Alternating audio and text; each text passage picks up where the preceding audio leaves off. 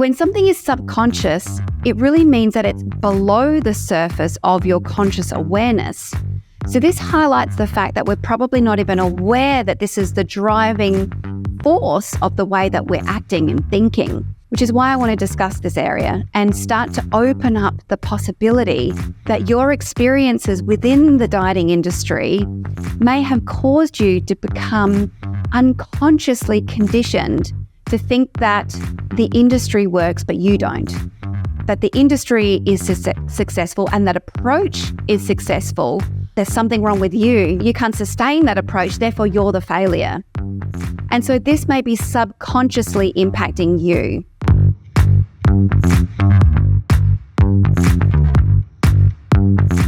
Welcome to the Eat, Live and Move podcast by Miyagi, a space where we bring you the latest science-backed conversations, expert insights and practical tips relating to all things health and wellness. I'm Kate Krieg, your dedicated transformation coach, joined by Dr. Gina Cleo, habit change expert, and Dr. Ross Walker, a cardiologist and preventative health expert.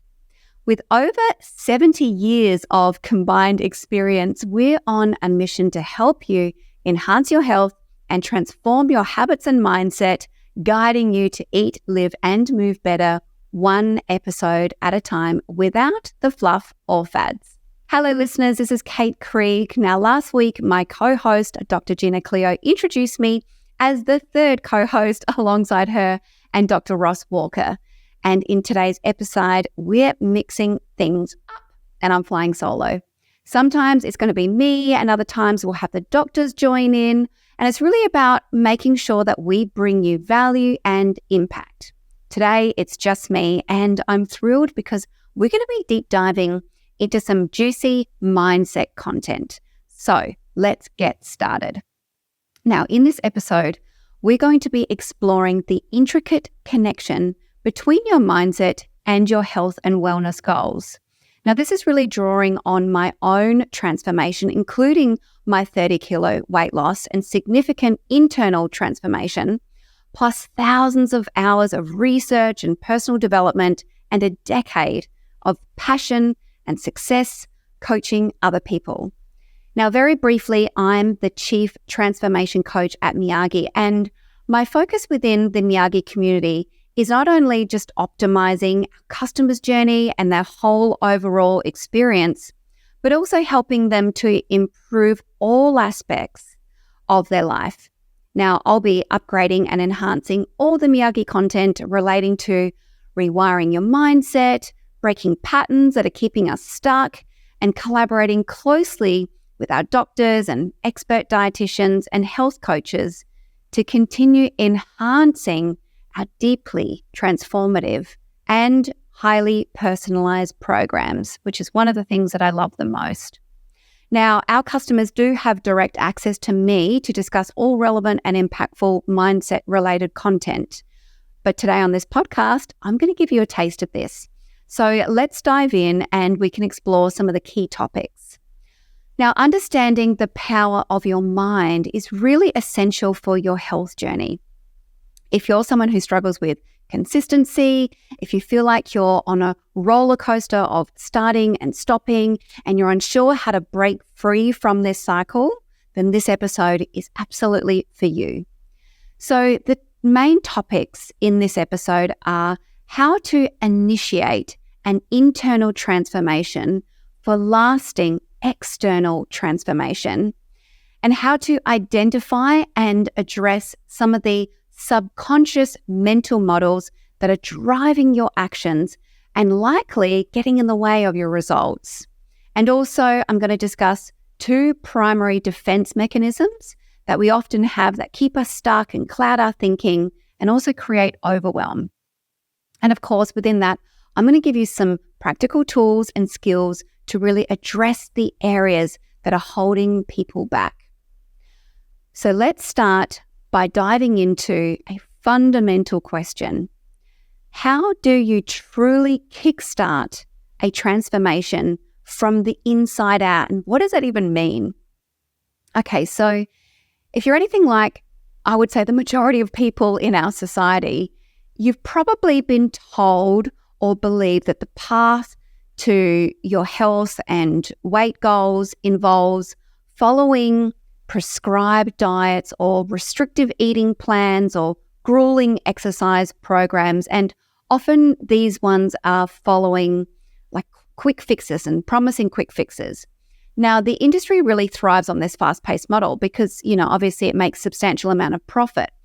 But the impact and the harsh reality is that we, the consumers, are the ones that are suffering in more ways than what is on the surface, in more ways than just unmet goals.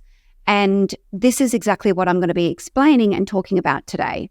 So research consistently shows that despite sometimes experiencing potentially initial success using these challenges and fast-paced approaches, most people regain the weight they've lost, but they also put on more than when they started the external diet or program.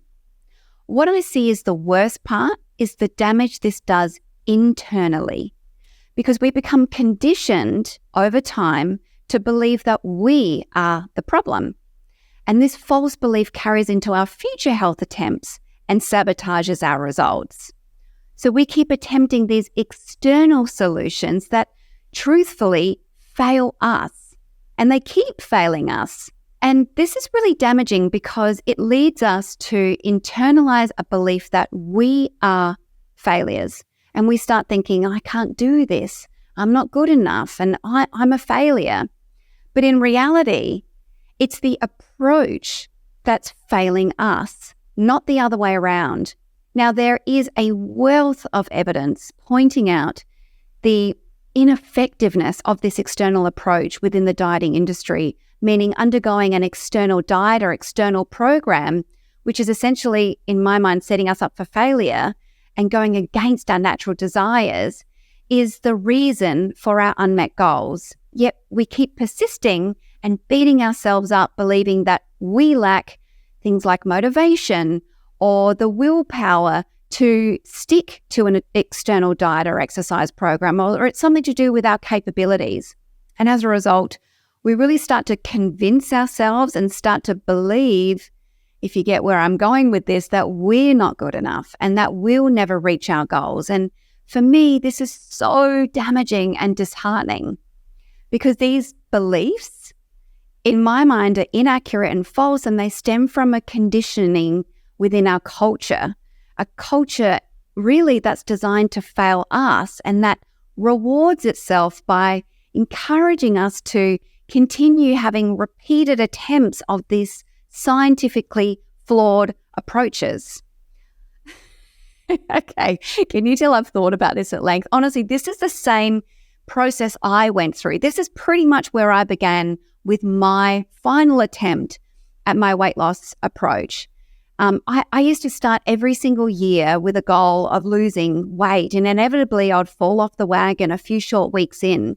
And it wasn't until I researched the back out of what on earth was going on and started to really follow an internal holistic approach that I saw me lose weight more naturally, and I kept it off. And it really helped me improve every single area of my life because I focused on the things that were internal and that were scientific. So I approached it with science and in a way that was sustainable. Now, I don't know if you've picked up on the fact that I keep using the word external, and I really want to make this distinction between taking something external, like a diet or an exercise program, and hoping it will stick to us, which often doesn't work, as we've said, but you can hear that it is likely not to work, rather than taking an internal approach. So this is what we're really trying to do, is focusing on your internal world, your mindset, your habits, your emotions, and as a result, your patterns of behavior. And really, as an evidence-based company, we have a genuine transformation mindset, and we really aim to empower you to cultivate an internal transformation that leads to a sustainable external transformation. It's really all about creating a lifestyle that naturally guides you towards a healthy life. And we assist you in developing your mindset and your habits and emotions, the real inner you, and empowering you to eat and live and move in a way that aligns with you and your needs individually, and really to help you feel good and produce fulfillment and experience joy and vitality the way that it should be. So if we're turning our focus inward, like internally, and we're acknowledging that your internal world is inaccurately attributing your past weight and health struggles to a flaw in you, then that's where the transformation starts. That's where we start the conversation right there. It starts with your mindset, or more specifically, your mental models. Now, let me explain a mental model. A mental model is basically the subconscious cognitive framework that an individual builds to help them make sense of and interpret and understand their own world. And this framework is based on and shaped on past experiences and conditioning. So these past experiences and conditioning is really important to tune into, because if you've been exposed to our culture or approached a health or weight program in the past, especially an external program within an industry that really convinces us that a short-term solution and restrictive or prescribed approaches work, then you're probably feeling that you're the failure. It makes you feel that you're not good enough or that you're incapable. So then you're going to believe this, and then this becomes your mental model that you are the failure. Now, these mental models shape your ongoing thoughts, and these thoughts shape how you feel about yourself and about things. And then this changes your mood overall and causes you to act a certain way or make certain decisions or choices, whether they're helpful or unhelpful. And as a result, these choices shape your results. So you can see, if you start to believe you're a failure, if that's your mental model, then you start to think you'll fail, and therefore you'll probably act like a failure by procrastinating or making excuses and thinking that this will be the same as your last approach and this will likely mean you'll fail, and you'll continue the cycle. Which is why I start this discussion here with your mental model. I see this as the root cause of what we need to address, because it's responsible for so much of your life and its outcomes. And mental models operate subconsciously, which is really important to consider. So when something is subconscious, it really means that it's below the surface of your conscious awareness. So this highlights the fact that we're probably not even aware that this is the driving force of the way that we're acting and thinking, which is why I want to discuss this area and start to open up the possibility that your experiences within the dieting industry may have caused you to become unconsciously conditioned to think that the industry works but you don't, that the industry is successful and that approach is successful. There's something wrong with you. You can't sustain that approach, therefore you're the failure. And so this may be subconsciously impacting you. So I want to start by highlighting the most fundamental thing that hopefully you're picking up on, and that is there is a flaw in that mental model, that the evidence shows that most people who try these short-term solutions end up regaining the weight they lost and then some. So there is a flaw. The evidence is pointing to that. So it becomes part of this approach to help you recondition yourself to think, well, perhaps, hang on a minute, it's not me. Perhaps I'm not doomed for failure. Perhaps there is hope or possibility, and perhaps there is a better way.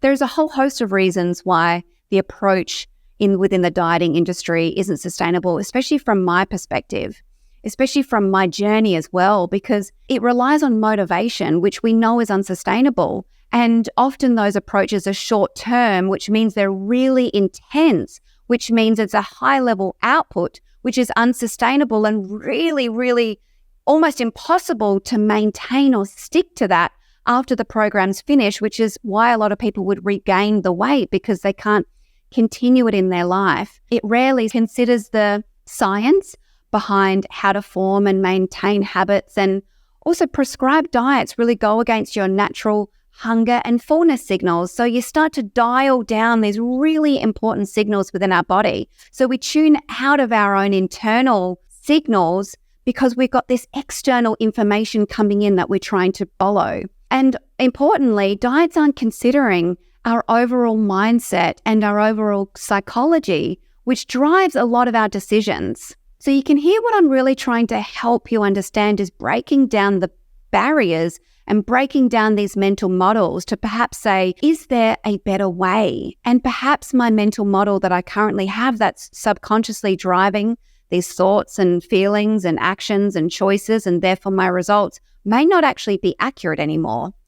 So recognizing and understanding your past experiences and conditioning creates awareness and really helps you to identify these patterns of thinking and emotional responses and your behavioral tendencies. So now we can deliberately reflect and examine your past experiences to identify some outdated or limited mental models and really work to upgrade them. So I want to let you in on another thing our minds do.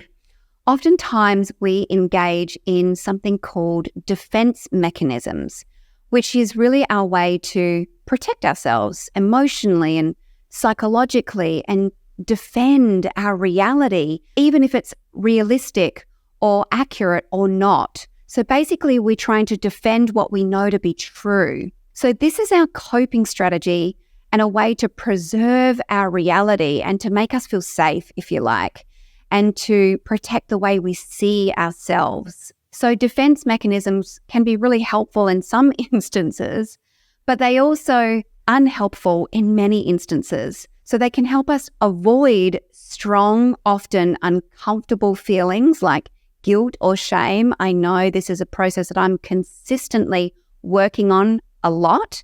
You know, what these intense defense mechanisms are, how I'm interpreting them, and how I'm responding to them. So there's this ongoing approach of self-awareness. So our defense mechanisms also really help to maintain the integrity of our own self-image. So meaning that we really just want to reduce feelings of not feeling good enough. And we do that by creating these subconscious defense mechanisms to help protect us.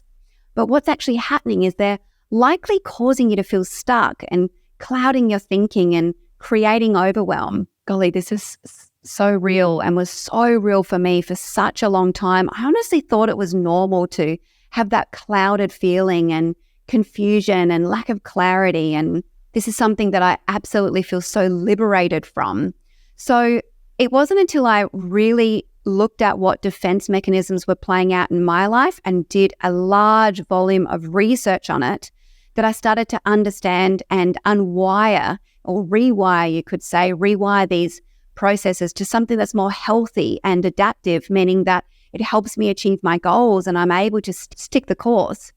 So often we protect ourselves through a defense mechanism, which is excuse making and rationalizing our decisions. So for example, I used to make excuses for not wanting to movement. Like when I wanted to go home and do for a walk, I could hear myself saying, I'm too tired or I'm too stressed, for example.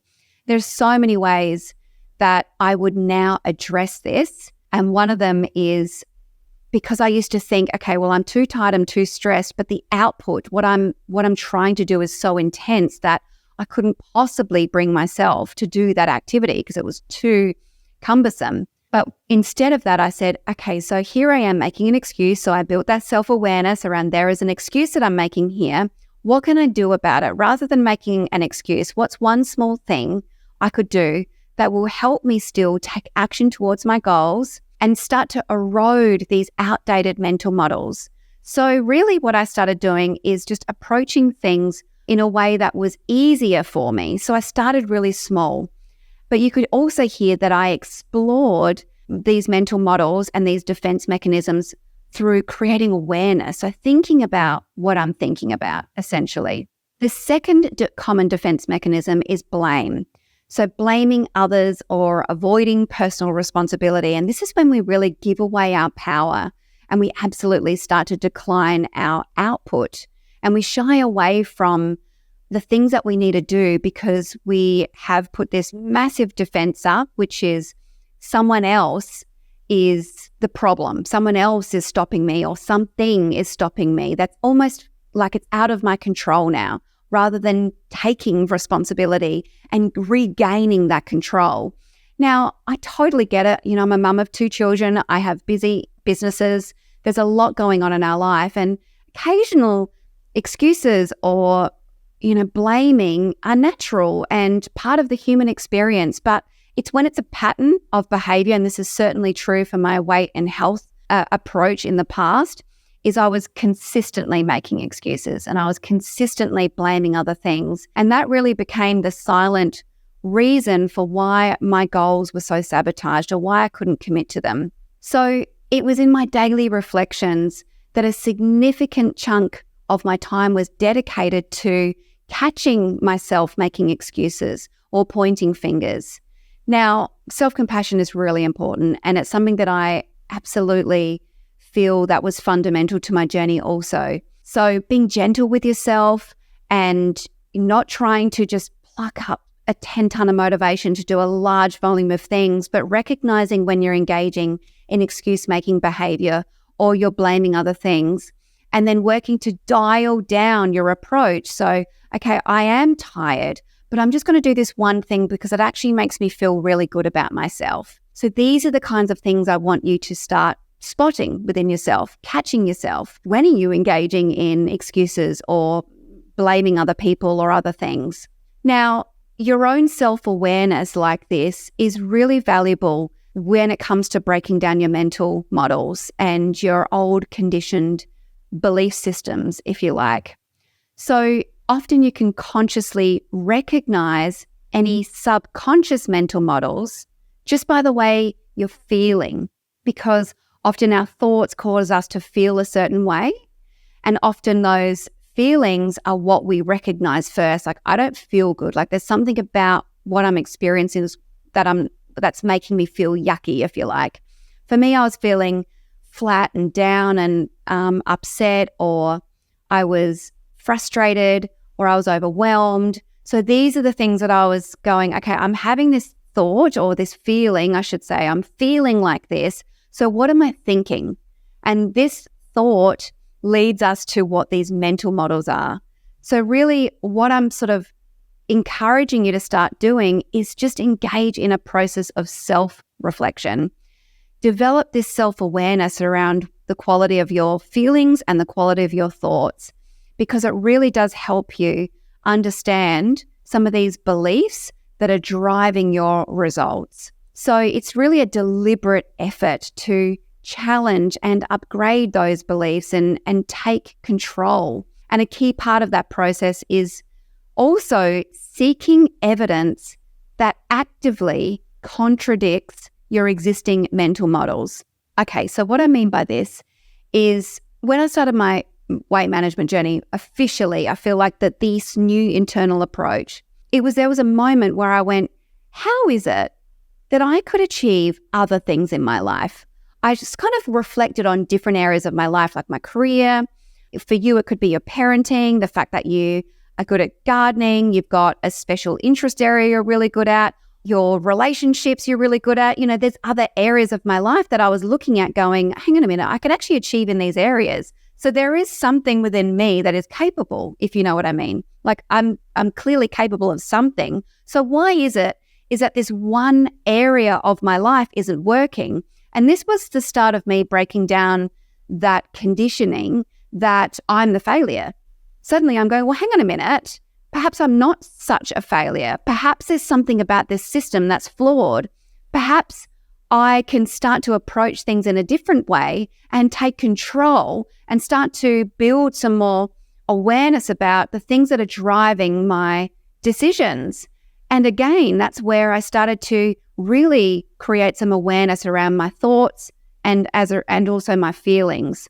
So this is what I want you to start doing, is start looking for the evidence in your life that's contradicting this belief that you're the failure, that you're not good enough.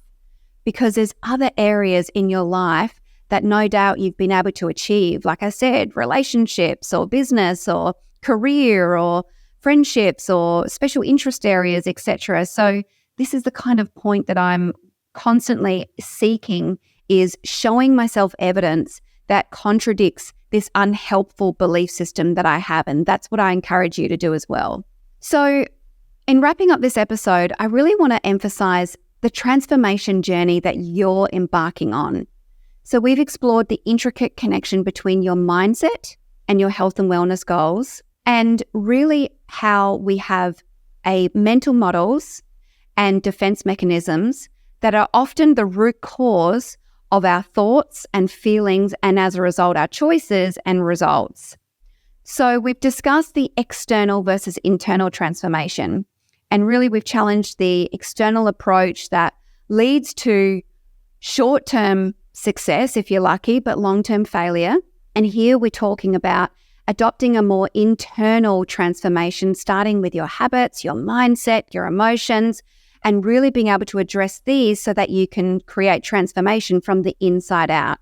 We've talked about the power of mental models and how these are subconscious cognitive frameworks, and they're really shaped by your past experiences and conditioning, and they really drive your thoughts and your actions. So I encourage you to deep dive into your mental models and deliberately think about what thoughts are coming up and challenge these thoughts and outdated beliefs and start to seek evidence that contradicts these existing patterns. And I shared about 2 very important defense mechanisms, because we often deploy these subconsciously as a way to defend and protect ourselves.